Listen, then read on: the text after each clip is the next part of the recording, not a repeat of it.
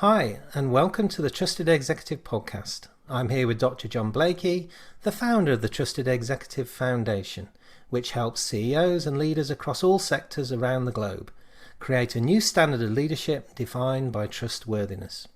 John's work has been featured in Forbes, BBC News, Huff and the Sunday Times. So welcome, John. Good afternoon, David. Delighted to be here again for our final habit of the 9 habits of trust. That's right. What a journey, John. And those that have been watching, listening will, of course, know that the idea of this podcast is to help you as listeners gain a practical understanding of the potential benefits of the trusted executive model to you through taking a deep dive with each of the 9 leadership habits which underpin the model. Now, as you say in the book, John, I didn't just dream up these 9 habits over a glass of red wine. They're a product of 6 years of evidence-based research at Aston Business School for your doctorate, involving over 500 board-level leaders. And with a deep passion, you offer the business world an academically rigorous and relevant answer to the question, how do I do trust, and just why does it matter? So, John, from your research and as an introduction, for those perhaps listening for the first time or perhaps those wanting a refresher, why should they care about trust? And in a nutshell, what did you discover in your research? Yeah, so why should you care about trust? Stephen Covey wrote in his book, The Speed of Trust, trust is the one thing that changes everything. You know, that's a soundbite. Equally, from an academic perspective, there are numerous studies and research studies out there that demonstrate the impact, the positive impact of high trust cultures on all sorts of valuable business outcomes, whether that be employee engagement, productivity, stress, profitability, innovation, creativity. All of these outcomes that we care about in business can be influenced by building trust in your culture. So my research was very much focused on, as you said, how do I do this? If it's that important and everybody tells us it's that important, how do I do it? Can you make this word trust something practical and manageable? And that's what the focus of the research in this work has been, is to give practical leaders a roadmap to allow them to take their trust building skills to the next level. And today we're looking at that third pillar, the 3 pillars of trust: ability, integrity, benevolence. We've looked at 3 habits under each, and today is our last habit under the benevolence pillar, choosing to be kind. Thank you, John. And I must say I'm really looking forward to exploring this habit, choosing to be kind. It's perhaps not one that is traditionally seen or even embodied in the boardroom. And I always say actually that I'm always drawn by the model around how each habit starts with the word choosing. And this makes it very intentional for me. And as you say, it's not a one-off, it's a habit of an accumulation of choices. So for you, John, I'm looking forward to hear, what does this habit, choosing to be kind, mean for you, and what benefits does it provide? Yeah, choosing to be kind, as you said, David, maybe of all the words that we've used for these 9 habits, maybe choosing to be kind is the one that we've heard least of in the boardroom, typically. And often we talk about this shift from the world of power to the world of trust. So the shift from the industrial age, where the currency of leadership has typically been power and power-based habits, to the social age, where the currency of leadership is trust and trust-based habits. Now, in the power-based world, you didn't need this habit of kindness. I mean, if you brought it, it was an optional extra because you were a human being. But if you parked it at the reception desk of your business and just walked in and left your humanity behind conveniently at the front door, then strictly speaking, it wouldn't have mattered in that world of power. You could still deliver and be successful and do all the things that that world of power needed you to do. But in the world of trust, we need to insource this benevolence. We need to insource this kindness, because we know that trust is a multiplier of ability times integrity times benevolence. So you could be fantastically competent at what you do. You can be as honest as the day is long. You can tick all those other habits. But if you're routinely negligent or careless about your stakeholders, if you are unkind to your stakeholders, you will not be trusted, because this is, from the research, one of the 9 habits, and we need to cover all the bases. So now is the time to insource kindness. I hope that's good news for our listeners. I hope they like the idea that, you know, permission to be kind, folks. You don't need to leave your humanity at the reception desk anymore. You can bring it into your workplace, and it will deliver this triple bottom line of results, relationships, and reputation. It will be part of what you need to make this model work. But I hope that's good news, because I hope that we all want to live in a kinder world. Thank you, John. And as you know, I'm in total agreement with that. My own research at Durham University Business School, I got pulled into it really because one of the leading academics in the world spoke about how he was tired of coming to work, taking his jacket off, being one person he was supposed to be at work, which I guess probably excluded kindness or wasn't part of the role, put his jacket back on and then went home and was someone else. So I think this sense of embodied kindness is so important. And what's coming to my mind, and I should bring it up straight and centre if you like. You actually say in the book that, and it's an interesting one, you say that the opposite of kindness is negligence, not cruelty. I was really interested in that, because I would have gone, oh, it's got to be cruelty when someone's intentionally not kind. That for me is cruel. So why do you actually say it's negligence, not cruelty? Yeah, to me, negligence is almost a bigger crime than cruelty, because negligence implies that you don't care. You just don't care. You don't even have the energy to be cruel about something. You just don't care.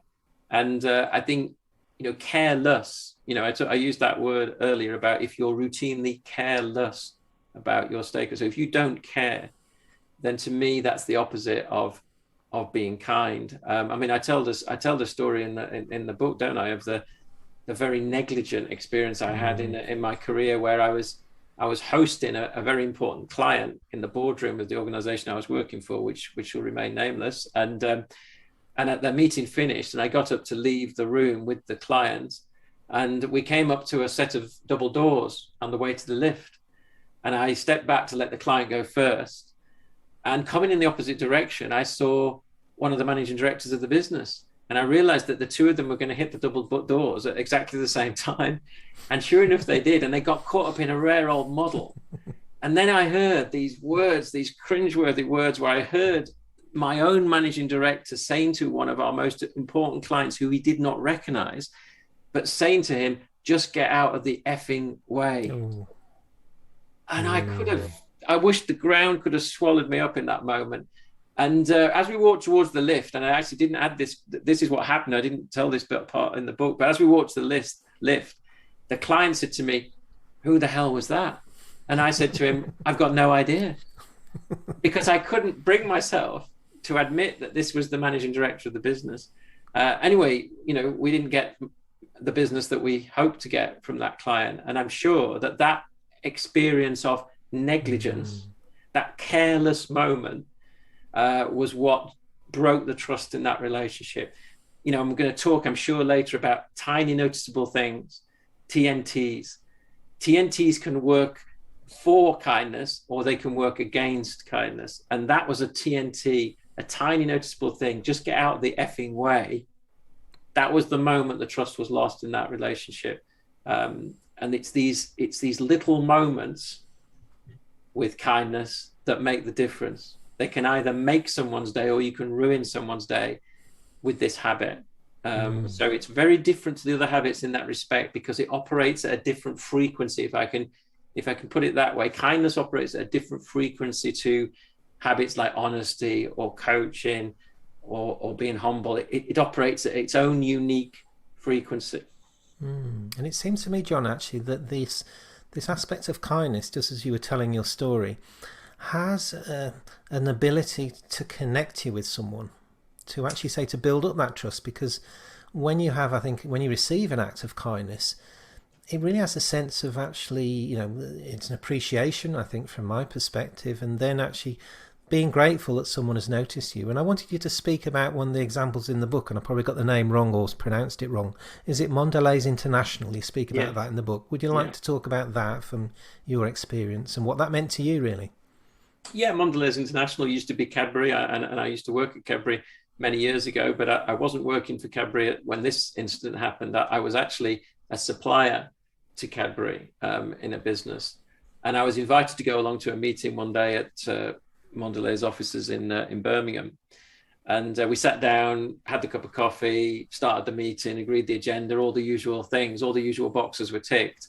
And then halfway through the meeting, the door opened and a lady walked in and with 2 bags of unknown contents, and dropped one next to me and one next to my colleague who had come for the same meeting. And we were sat there, we were talking, and I couldn't resist the temptation to have a little peek into this bag, this mystery parcel that appeared. And I peeked into it, and to my joy, I saw a bag full of chocolate, because of course Mondelez was a confectionery company. And I couldn't believe the impact this had on me. And when I got home, but when I got home that evening, I charged into the kitchen, lifting this bag of goodies high, and declared to my wife, Jane, and my 2 sons, I've got some free chocolate. And they couldn't understand why I was so delighted about this idea of free chocolate. But of course, what I was really delighted about was the random act of kindness. Yes. That I'd been in a corporate setting, and this kindness had broken through. It had broken through the ritual and the formality of corporate life. And it made that connection, David, that you mentioned. It made that heart-to-heart connection. And it makes a difference. And did I trust Mondelez more because of that action? Yes, I did. I trusted that they cared, that they weren't careless, that they were intentional, because actually they explained to me that they had a policy of random acts of kindness. That was part of their policy, was that each day we're going to do a random act of kindness. And you're going, wow, what an amazing idea. What if we all just woke up each day and said, you know what, today there's going to be one random act of kindness, and in our company, however many people work here, if there's 1,000 people who work here, we're going to have 1,000 random acts of kindness. Is that going to make a difference to a culture? Of course it is. So this is the power, the hidden power. I often talk about kindness as a purple dye. All it takes is one drop, and the whole complexion of a situation changes. That it only needs one drop. This is why it operates at a different frequency to the other habits. You just need that little drop, that little injection of kindness, and it will change the complexion of the whole situation. Absolutely does, John. And I think one of my stories around that, a very quick one, would be, because I think it's relevant, because quite often I think as business execs we can be rushing from one meeting to another, and in that rush, and there has been academic studies that looked at this, we can overlook people's needs, which we'll come on to needs in a second. But this instance for me was, I was actually in Birmingham in town, and I was rushing to get to a client, and I saw a woman selling the big issue, and I hadn't got time really to stop, John, but something inside me just said, just stop, buy a big issue, but have a quick word with her. So I did that, and through a conversation I found out how she was, and the conditions weren't great for her. And I probably got on the next train after. I missed my train, but I felt it was worth having a conversation with her. And she thanked me. She said, thank you for stopping and talking to me. Next time I was in Birmingham, I went to look for her. She wasn't there. And when I found someone on a pitch, I said, where is she? And they said, oh, she's now living with her sister. She's doing this. She's in a better place now. And I didn't know if it was me or someone else, but just this sense of having, because I had spoke about her personal conditions, how she was getting on, may have just that act of kindness, random act, or intentional or random act of kindness, may well have just got thinking, I need to do something about this. So I think these random acts of kindness can be transformational. Yeah. And if you let go of needing to know the end outcome, and you just focus on that moment of connection, but in a culture, if everybody is doing that, do you think that it would add up to something different, something special, something transformative? Yes, I do, because we all know the opposite. We all know the cultures that collapse in on themselves through random acts of negligence. I mean, how many random acts of negligence do we experience in business life each day of the week? And we know that builds up, that accumulates, and that, this aggregate, we're talking about, people talk about the aggregation of marginal gains. David Brailsford's formula for winning Olympic medals, but what about the aggregation of marginal decay? Marginal decays in that goodwill in a culture. It happens just silently, day by day. Either we're losing this magic over a period of time, or we're building it and we're investing in it. And this habit is absolutely key to that investment process over a period of time. And as you said, John, these can just be actually very tiny things. But the one thing I just wanted to pull out, because you mention it in the book, and it's for me, we keep coming back to Trust Executive, for me anyway, around linking to emotional intelligence. And I think you speak about the importance of understanding the needs of the people in the organisation. And also you talk about how kindness is linked into care and empathy as well. So there's tremendous presence around this, a caring presence. And we've spoken before, John, about how I've said, from we all have masculine and feminine traits. If the masculine one is strong, the feminine one is caring. This kindness really doesn't just pull exclusively on that, but it has a special link, as you say, into care and empathy and understanding needs. So would you like to share a bit about that and what that means? Yeah, because I think that word care that you use is the more common word that's used at the moment in business. We talk about care rather than kindness. I happen to think that we'll talk much more about the K word in the months and years to come. But when I interviewed the CEOs that I interviewed for the research, it was interesting, some of the quotes that they came out with when you asked them, what is it that inspires trust? And I'll just share with you a couple of those on this theme. One of the CEOs said, the CEO doesn't need to do everything, but they do need to care about everything. Another CEO said, a lack of care for the principal stakeholders destroys trustworthiness. So again, we talked about that lack of care. And then I had a final quote from a CEO who said, every customer that complains in our company gets a letter back from me as the CEO. Those customers go straight on social media and they cry, hallelujah, this company cares about me. And let's be honest, in this country, that is quite unusual. And that was from a CEO saying that, within these days of social media and the transparency around, our acts of negligence or our acts of kindness, social media amplifies that. It shows people that tiny drop of kindness, it takes it and it will make an ocean out of it on social media. And you've got to decide whether that's a big black ocean of negligence, or is it a great sort of purple ocean of kindness, if we go with that sort of that metaphor? Because social media is that extra factor these days that is the amplifier of all of these habits. But I think particularly with kindness, it will turbocharge a kind culture, and a negligent culture will be exposed and held accountable much more ruthlessly than it ever used to be. I'm reminded actually of the book. There's a book, How to Be an Adult by David Rico, who's based in San Francisco, actually. I think he's a psychologist.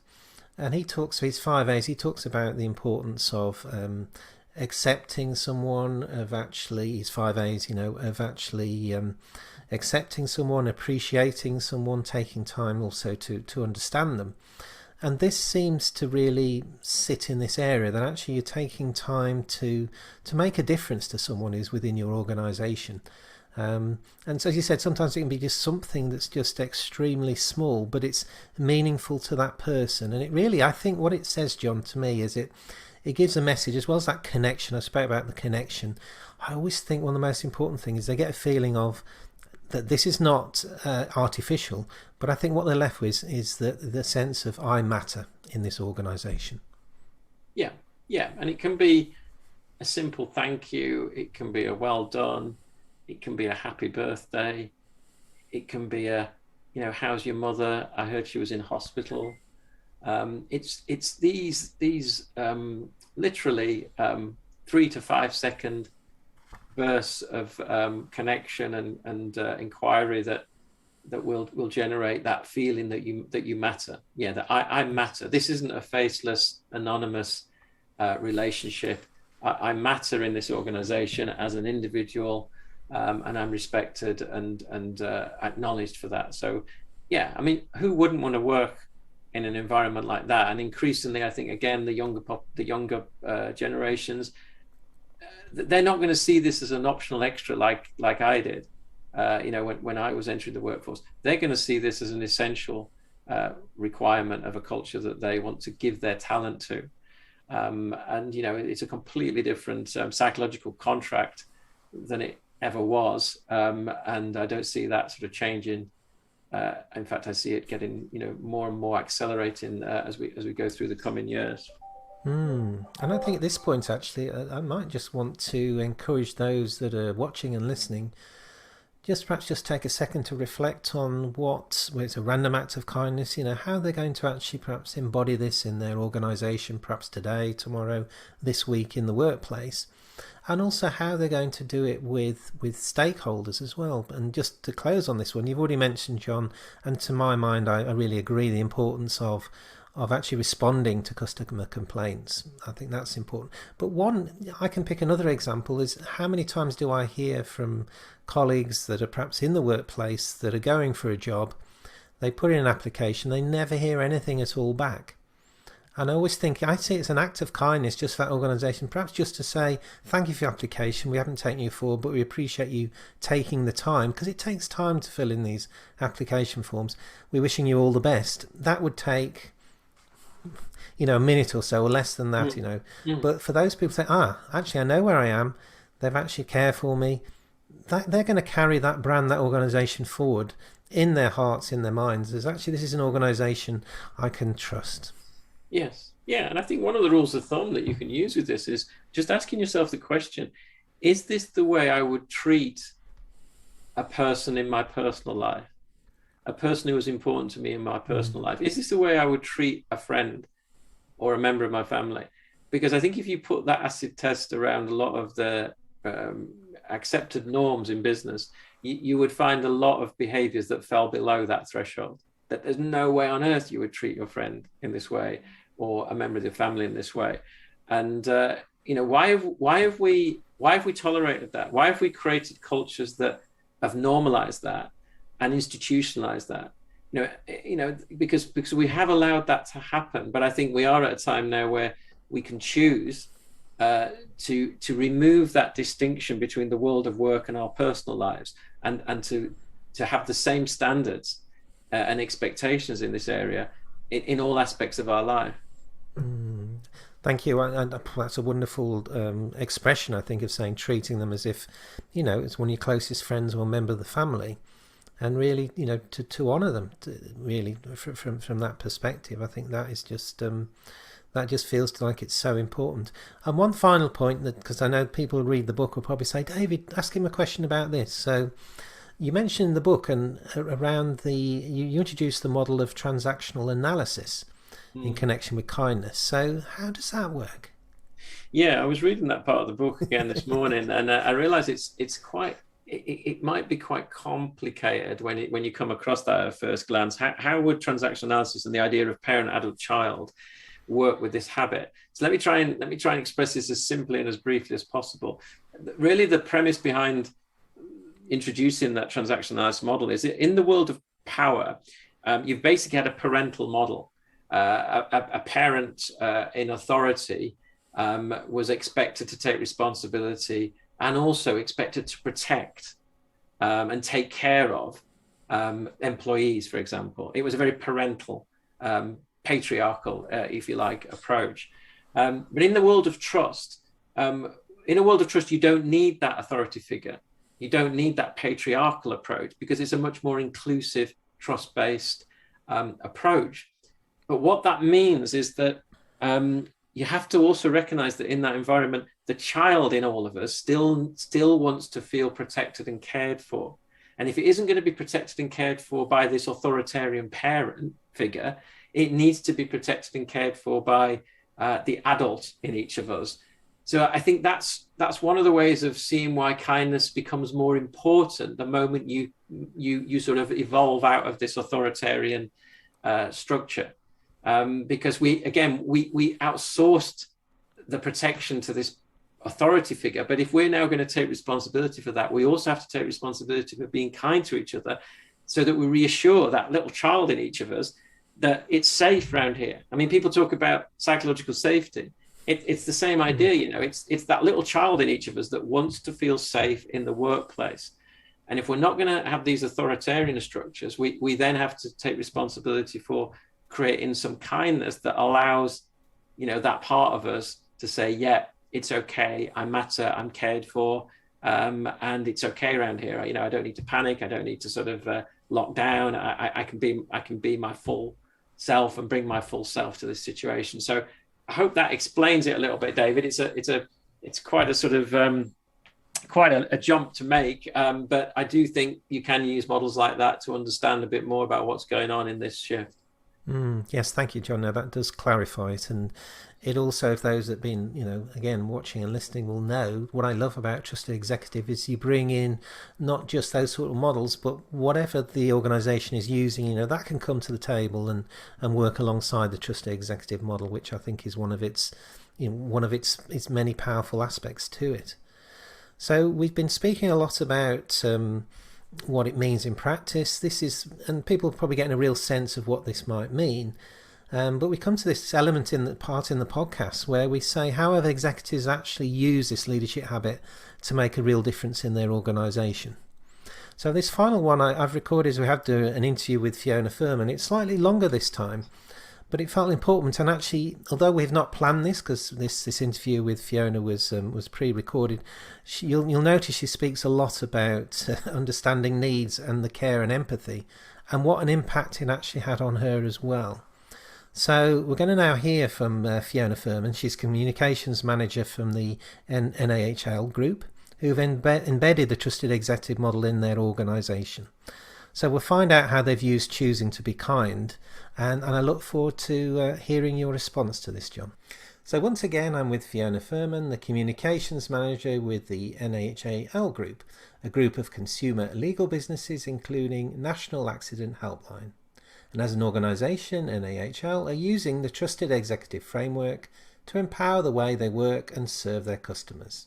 Now today we're in the third pillar of trustworthiness, that of benevolence, the extent to which we walk our talk, and today we're moving on to the final and the ninth leadership habit, choosing to be kind. So Fiona, how have you used the ninth leadership habit, choosing to be kind, within NAHL to make a real difference in your organisation? I mean, I feel really, really fortunate because at NAHL, being kind is very much just in our DNA, and that goes right from the top, right the way through the business, which is a really privileged, I think, place to be, which is a sad thing to say, really, because it should be the norm. But it feels like a really privileged place to be. And I've worked in other kind of environments before and with other individuals who have been shown great kindness to their colleagues. But for it to be so endemic in the business, that is quite new for me. And I tend to refer to, or I have referred previously to, kindness in the business context as being a great powerhouse of leadership, because I think it just is so incredibly powerful, and we see that in our business all the time. We see great acts of kindness in our business, and it goes right the way through how we manage all the situations that we manage. When we've had times when we've had to unfortunately let people go, and they've quite often said, listen, I'd just love to come back because you've done that, you've been really kind in the way that you've done this. And we've always done that had that unfortunate conversation with people in as kind and generous a way as we can, giving them as much help and support along the way as possible. And certainly when during the COVID lockdown, when we had to let a very small number of people go from our business, we were very intent on ensuring that we gave them a lot of support, and we were able to help them with their CVs and interview help and interview prep and that kind of thing. So we really did walk the talk in that sense. But it's also really clear in our business in the little ways as well. And for me, for the last, forever, I've been living with a chronic condition. And part of that condition meant that I would feel washed out some of the time. I'd be in a lot of pain, but a hot water bottle would sometimes kind of take away the worst of that. And I was working on a big project with a very tight deadline, so not being in work wasn't an option. And so I came into the office and I was sitting with a hot water bottle and working away. And I wasn't at my desk. I was at another desk. I was working with somebody else. And I went off to use the bathroom. And I came back and my director was in the kitchen filling my hot water bottle with hot water. And I went to get something from my desk and I came back. He'd just done it up and left it on the table. Didn't say a word. Didn't say, oh, by the way, Fiona, I've done your hot water bottle for you, so you should be all right for another hour or two. There was none of that. He just did it, left it there, walked away, went back into his office, and it was never spoken of. But it was such an incredibly kind very small thing, you know, he probably thought in his head it was a very small thing that he did, and it meant so much to me. It was that recognition that he realized that I was, you know, sacrificing of myself in a way, because what I wouldn't have given to be curled up in my bed that day, and he was recognizing that and saying, listen, let me just make that a little bit easier for you. I recognize what you're doing. And that's the message that I think kindness in leadership really helps convey to our people, is that, you know, I recognize that you're in a situation where me showing that kindness to you is of great value to you, and I can't tell you the difference it made to me. I tell that story all the time to people. I'm very dull about it. that is, I love that story, and for me, really, as you were talking, it's just a sense that you were recognized as a human being as opposed to being an organizational asset to be worked, if that makes sense. So that's exactly right. Being recognized for who you are, and whatever that means. You know, I was being recognized for the fact that, you know, I had this skill set that nobody else could do that piece of work, but also that I was doing it within these confines of this condition that I was living with. And, you know, it was just that whole package of kind of saying, no, you're not just the job that you do, you are the person who you are. And yeah, that comes across so clearly so often at an NAHL group, right across our businesses. It's a really fantastic thing to experience and to witness when you see it in other people as well. I get that. Now we always choose to dig a little deeper, and I want to ask you, what for you has been a personal insight or a personal growth moment through using the choosing to be kind leadership habit? I think I sort of touched on a little bit there, really, but I think what I've really recognized is the enormous impact that very small kindnesses can have, and it's the very big impact they can have on the individual who receives that kindness, but also the way that they then share that kindness out. So if I go back to my story with the hot water bottle, you know, I witnessed that kindness, and I then see in other people places where, you know, I could do a really small thing that I know, because I've had it done to me, that I know will make a big difference to them. And so I think just the understanding of the enormity of that impact, and how it shapes and changes a person's view, not only of the individual who's showing that kindness, but of the organisation broadly. You know, so often at NAHL something will happen and I'll think, oh, that was really great of that person, but then I realise that actually the organisation has to support that and allow that and promote that in order for that person to feel able to do that particular act, to make that offer of help and support when a person really needs it. And so I think the impact is absolutely key to how choosing to be kind can really, I think, change the whole shape of a business, and certainly the way that its leadership behaves. It's absolutely. Thank you, Fiona. And before I go back to John, I just really want to say this is the last one of the ones we're doing, the ninth and final habit, and just really say a big thank you to you for being so kind in turning up for these podcasts and giving your experience, so that the listeners and those watching can actually learn about how the trusted executive model is being used in practice. So thank you ever so much, Fiona. No problem at all. Thank you. Thank you. So, John, actually, I'm quite moved even by watching that replay, and I can't wait to hear what you have to say, because so much came out of that. As you probably have, you probably made notes. So, John, what would you like to say in response to Fiona's share? Well, first thing, David, is to reiterate what you said at the end. I mean, if Fiona, if you are listening to this, thank you very much for the time you put into this podcast and your sharing and your role modeling of all of these habits. So it's been a fantastic help to us. So thank you for that kindness. Yeah, fascinating to listen to Fiona. I couldn't help but think, you know, David, when she was talking about the hot water bottle, because we talk about water cooler moments, don't we? And this, of course, was a water warmer moment. So, you know, she's introduced a new sort of management sort of cliche there. I think is don't forget about the water cooler moments, but focus on the water warmer moments, because, yeah, what a fantastic example of a random act of kindness, a tiny noticeable thing that wasn't even talked about. It was, you know, there wasn't even any words exchanged. It was just that action. So that struck me as a really powerful example. I also liked it when Fiona talked about the role that leaders have in legitimizing this behavior in a culture. So it's a one thing for you as the leader to exhibit a random act of kindness, but what do you do when you see kindness appear amongst your colleagues or in your team? what is the role of the leader then? Well, I think that the role of the leader there is to pour attention onto that, to pour praise onto it, to acknowledge it and legitimize it.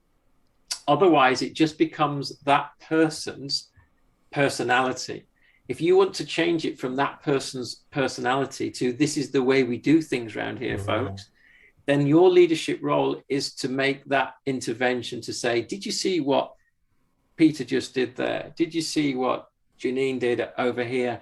And really shine the spotlight when this happens in order to legitimize it and make it part of the way we do things around here. Yes, and quite often I think one of the definitions I use for culture, I think in my research, is the way we do things around here. So it becomes part of the fabric, but as you said, it becomes second nature in some ways of how you do things. And the one thing I wanted to bring to notice, both kind of when recording the podcast with Fiona and before she got onto the podcast, if you like, is one, how much she loved this one, Choosing to Be Kind. And I think you could tell through her sharing, she was deeply touched by that act of kindness. And really the sense is, you know, she would say to me, I love working for this organisation. And I think it was because, you know, the way that act of kindness had been done, and it's one of many I know, but for her, but it really has, she has a joy working there and a commitment, and it's a sense of, it's, as I said in that thing, she's treated like a human being, not an organisational asset, and that makes a huge difference for me, John. Yeah, and when you said that about the asset, you know, I think of that, you know, what businesses often write in their annual reports about, you know, our people are our greatest asset.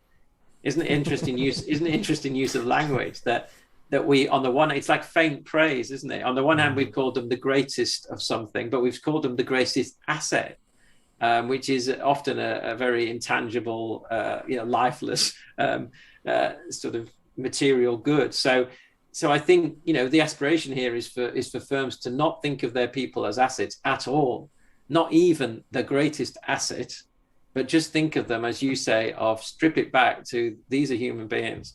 We're not going to call them assets anymore. You know, let's get rid of that, because, you know, that's very much to me world of power type language.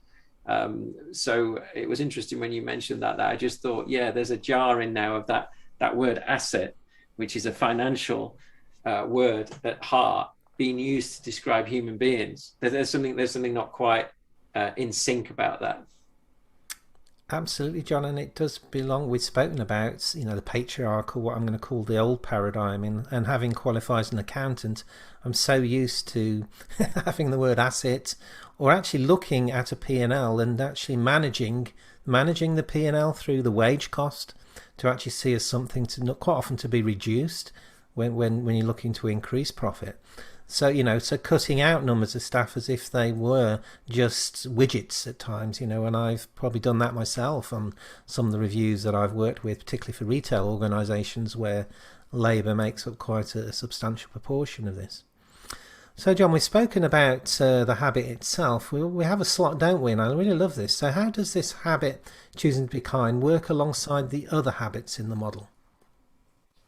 Yeah, you know, we're majoring on kindness today, aren't we? And, you know, some people listening might think, oh, you know, crikey, you know, this has gone all wishy-washy and tree huggy and everything else, you know. And I just want to remind everybody who's listening that, you know, David, you and I are business leaders. We're business people. You know, I care about success. I care about achievement. So, you know, obviously we look at this habit alongside the habits of delivery. And we say that it's, you know, we have to balance being kind with getting the job done. I look at it alongside the habits of honesty and openness. You know, it's one thing to be kind to people, but at what point are you honest and open with them about areas where they might be falling short, or where goals might not be being achieved, or mistakes are being made? You know, it's very important to put kindness in the context of all of these other habits, because if all that you are is kind every day, and you don't pay attention to those other habits, you are not going to be trusted as a leader. You don't build a high trust culture by just being kind. It's part of it. It's part of it, but we must really remember, and obviously there's some tension between habits like being honest and being kind. There are some tensions between the habit of bravery and being kind, because sometimes you have to do brave things for the success of the organization in the future that one person today might consider to be unkind to them. And how do you reconcile that as a leader, you know. So there are various dilemmas involved in making some of these decisions about who are you being kind to, and when are you being kind to them. So I'm not. This isn't an easy sort of spray paint that you can just use to sort of magic your way into a high trust culture. You have to really think hard about these other habits alongside it. So I'm really glad that we reassert that alongside everything else that we're saying today about the power of kindness. Yes, and I'm remembering actually Fiona mentioned that, didn't she? Because when they had the redundancies coming out of COVID, she spoke of how they took these difficult decisions, but they took them with kindness. Yeah. And I'm also similarly reminded that, you know, I keep talking about the two aspects of blending together, you know, strength and caring. And I think one of my mentors, who I know, you know, really cares for me, but there's a strength there. They will quite often, they hold me in what they call fierce love, which what it means is I absolutely know they're there for me, but I absolutely also know they want me to deliver. They want me to do all the other elements of the habits. So it's not just, as you said, kindness 24/7. Alongside that is some real sense of actually, yes, that's important. But actually, if we don't deliver things, as you said, I think right in the very first podcast, what are we here for? So this combination of balancing them together, integrating them, seems really important. So John, for listeners out there, how can they get further resources and hands-on experience of this habit, choosing to be kind, to try them out and to make a real difference for themselves in their organisations? Yeah, well, what I'm delighted to share is that we have now built out our website further, and we now have all of our content for each of these habits gathered together on a single page as part of our website at trustedexecutive.com. So all the habits there, you will find videos, the podcast, blogs, articles on each of the habits. So that's one go-to place for people if they want to know more. There is a book I'd like to recommend on this particular habit. It's written by a guy called Adrian Webster, and Adrian Webster is the guy who first coined this phrase TNT, tiny noticeable things. And actually his first book where he used that phrase was a book called Polar Bear Pirates and Their Quest to Reach Fat City. Seriously, that was the book in which he first introduced this concept. I'm very pleased to say that earlier this year, in April 2021, he produced a new book, which is actually just called Tiny Noticeable Things. So rather than looking for polar bear pirates and their quest to reach Fat City, I would recommend people search for Tiny Noticeable Things. I haven't yet read it myself, but the reviews that it's getting on Amazon are fantastic. And what he's collected together in that book is, as the title implies, just numerous examples of stories like the one that Fiona shared with us, the water warmer moments. Yes. He's got in that book Tiny Noticeable Things. And I say I would definitely recommend people check out that by Adrian Webster. Thank you. And I think, John, there's possibly more than one. I think there's a website out there, isn't there, on random acts of kindness with practical materials as well, I think, which people could probably adapt if it isn't already into the workplace. Yeah, if you Google random acts of kindness, it's a phrase that's been used a lot to gather together, different initiatives on this heading. So lots of stuff out there. Right, as we head out on this habit, if you like, we've already gone through what choosing to be kind is about. We've heard how executives such as Fiona are using it and the impact it has. And actually something I really love about your very practical book is you have a chapter, Cracks in the Pillar, what to do when things go wrong. And I know this is gritty, grounded realism, as I call it, because I know you're a pragmatist who walks his talk and who actually will honour failure. So before we dive deeper, I'd just love to hear from you about what can an organisation do when choosing to be kind goes wrong.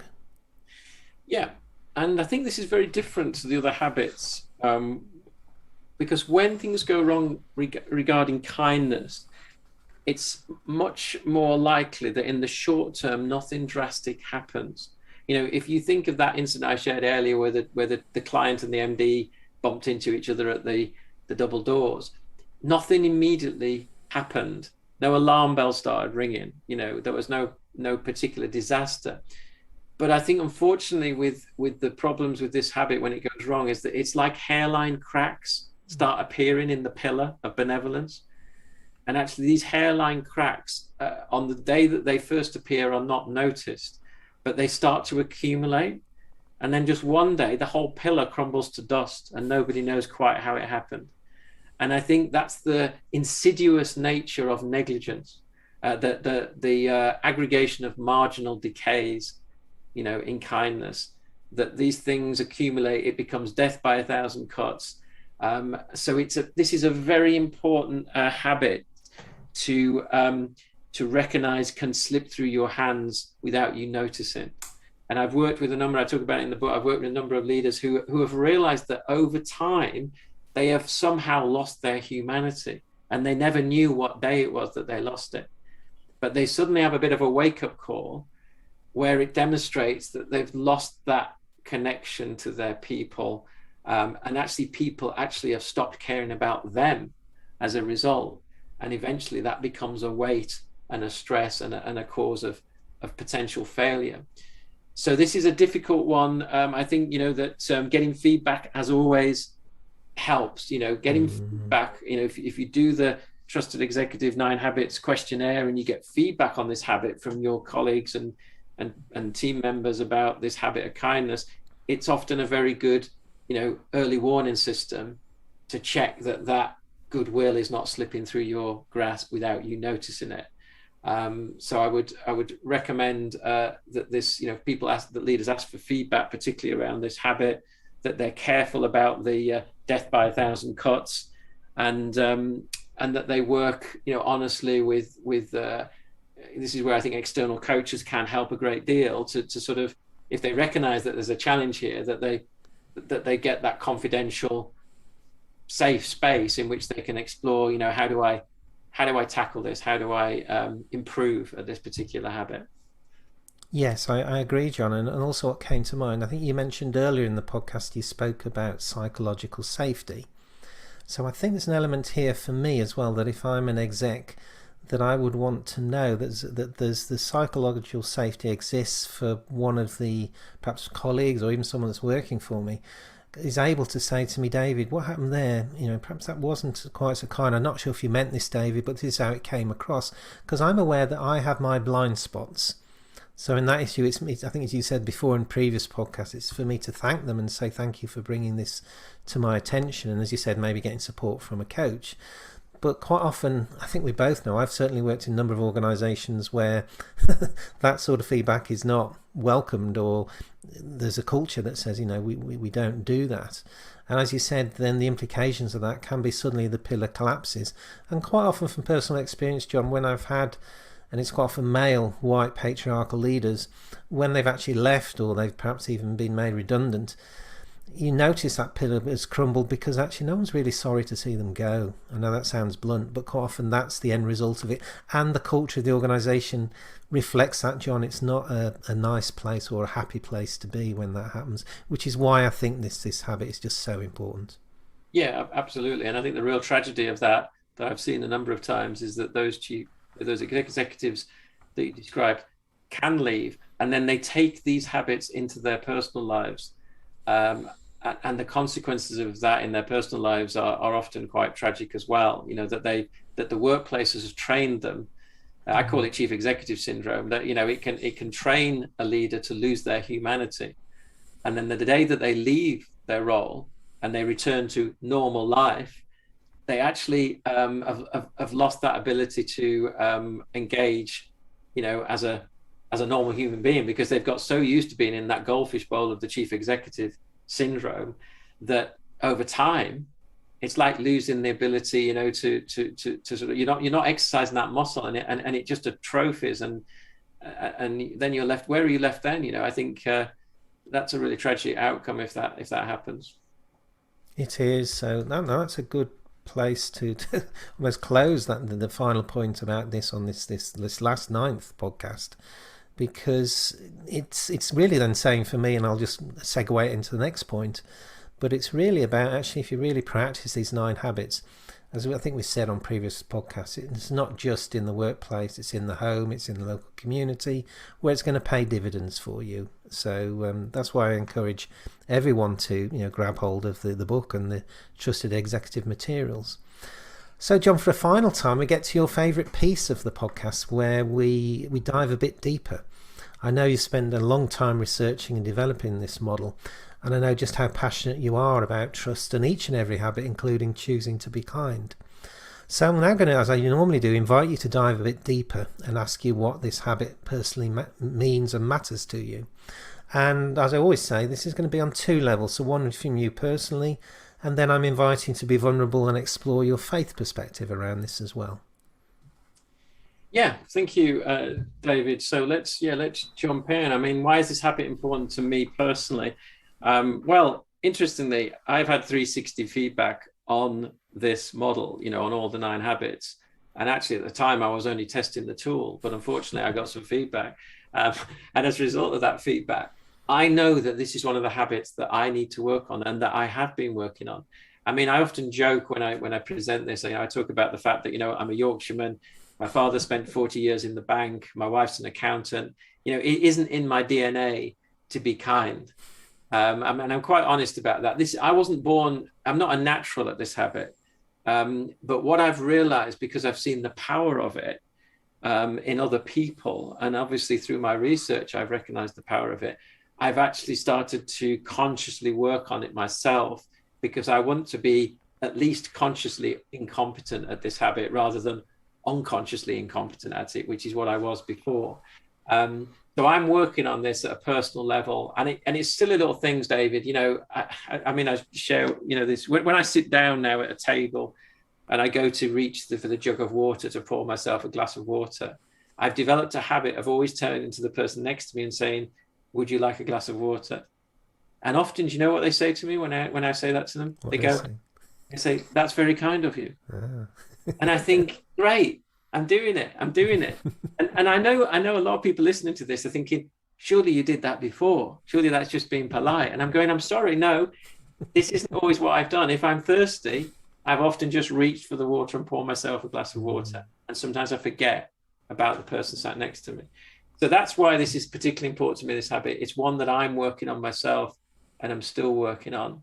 Now, you mentioned about, faith. And of course, again, part of what has challenged me to work on this habit more has been the more deeply I've become, committed to my faith as a Christian. Because, when you read the story of Jesus and you look at his life, what amazes me, David, when I think about that, and you think about the habit of delivery sat next to the habit of kindness, right?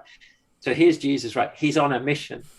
He's on a mission, and he knows he needs to deliver, right? And it's the most important mission that humanity has ever experienced. So you could sort of understand it if Jesus was too busy to be kind. You could sort of understand it if he was too focused on his mission to forget the immediate people around him and their needs. But what do we see in the story of Jesus? We see that at every moment, he diverts himself from the mission momentarily in order to be kind. He's kind. And who is he kind to? He's kind to the outcasts. He's kind to the Samaritan sort of refugee. He's kind to the beggar. He's kind to the leper. He's kind to the tax collector. So he goes out of his way to be kind to these people who many people would have said didn't deserve his kindness, didn't deserve his time and attention. And he does this. And I think the most astounding one, of course, he does is where he goes out of his way, and it takes him sort of 3 days to travel to where Lazarus, his friend, has died. But he goes out of his way, puts that amount of time in to go and, be kind. So he does all these kind things, but he still fulfills his mission. Isn't it a great example that you don't have to think either I'm a leader that gets things done or I'm a kind person? Can you be both? Jesus shows you that you can be both. You can get stuff done, big stuff done, and you can be really, really kind and have a reputation for kindness. And I just think that's such an inspiring example. And I don't suggest for a minute I'm anywhere near that, but it does inspire me, and it does prompt me to, it challenges my limiting beliefs around this whole area. It does, John. It does, doesn't it? And the one example I thought of, John, was actually it ties into this aspect of understanding people's needs and having care for them, and that is, of course, and I think he did it on more than one time there in the gospel. But the feeding of the 5,000. Mm. If he'd have been a male patriarchal, let's call it old paradigm leader, he could have delivered his sermon, waited for the pats on the back, and disappeared into the sunset, going, "That was great, didn't I do well?" But instead, he was, what have they got to eat? What can we do for them? And so, the food appeared for those that were there present, a very practical ask. And it reminds me, John, something we've spoken about, I'm sure, before. Actually, with these habits, particularly with this one, I get a sense of there's little room for ego with this. Because I think in that one, when Jesus does these sort of acts, it's not from a place of ego. It's from a place of really wanting to meet people's needs and meet them where they are.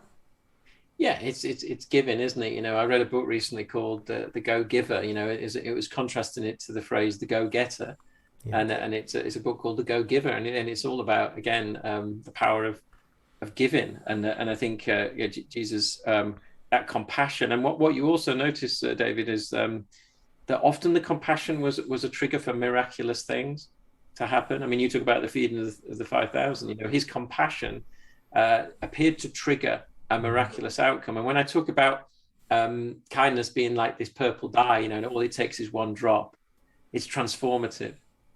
Kindness can be a miraculous thing, and I think compassion can be a miraculous thing, and it can create the opportunity for transformative things to happen. And I think certainly Jesus, wasn't looking to sort of amaze people. He was just looking to be compassionate, but then amazing things happen. They do, don't they? And you remember them, John, and I won't name the organisation or the person, but I hope this true story. I was once at a meeting and the ex-MD of a very well-known UK supermarket turned up at this meeting, and they brought along with them a carrier bag full of food from this well-known supermarket. And all they said was, well, we know we're working over lunch. I thought some of you might be hungry, so I've brought some things along for us. And, you can argue it away and say, well, they're probably wealthy, they're ex-MD. But what point that got me is actually they had thought about me and the group, and they brought along some really fabulous food for us to share. And I was touched by that. And as you can tell, I remember that, and I keep telling that story. Yeah.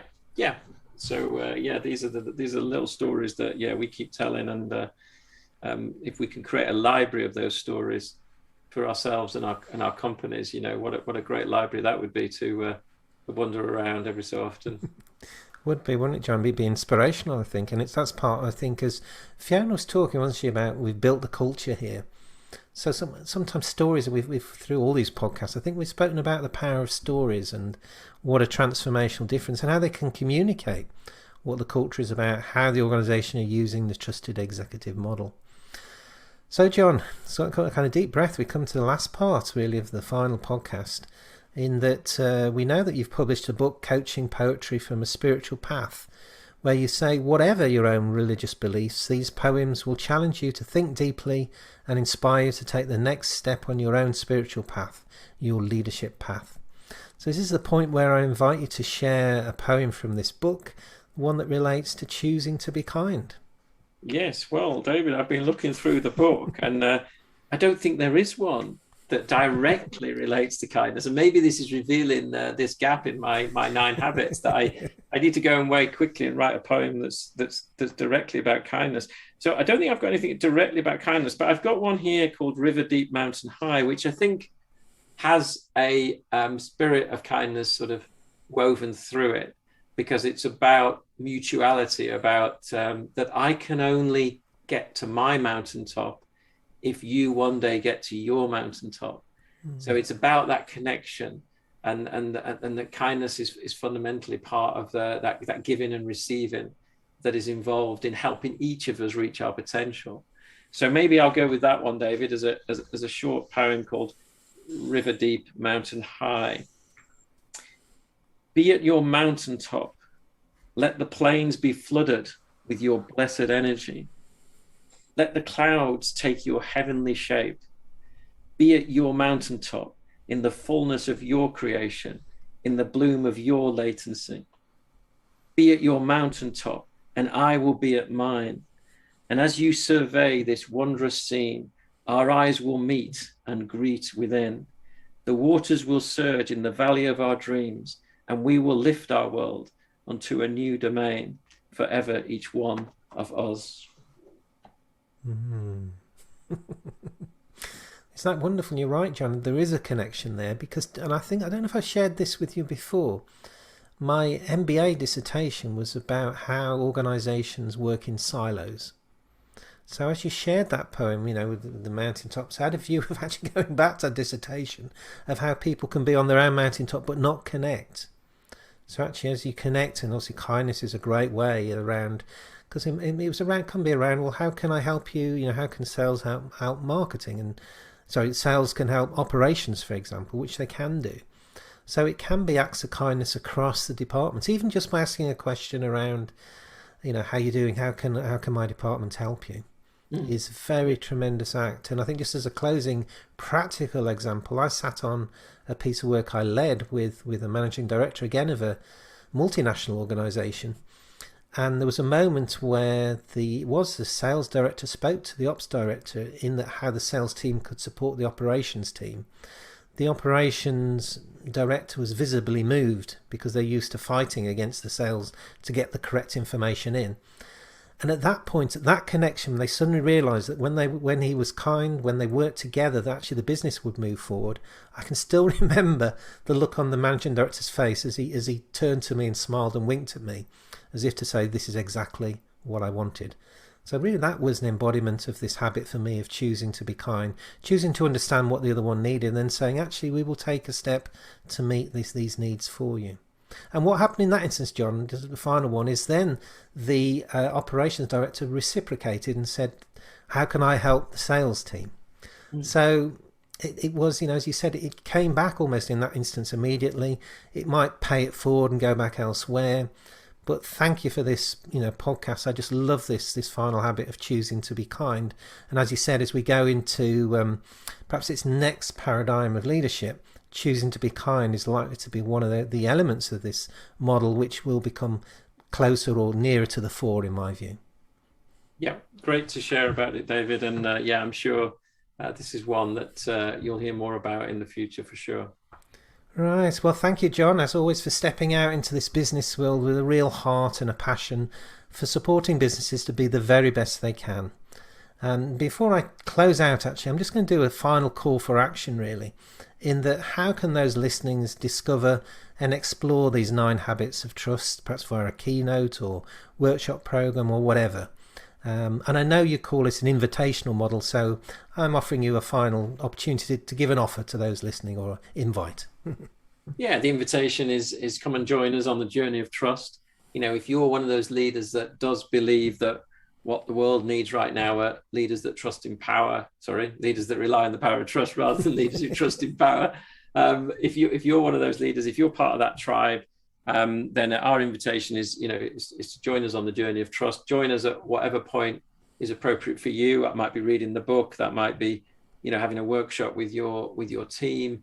That might be looking at the content that we've got on the website, or working with us and our coaches to help put this theory into practice in the same way that Fiona has done at National Accident Helpline Group. So that invitation is there.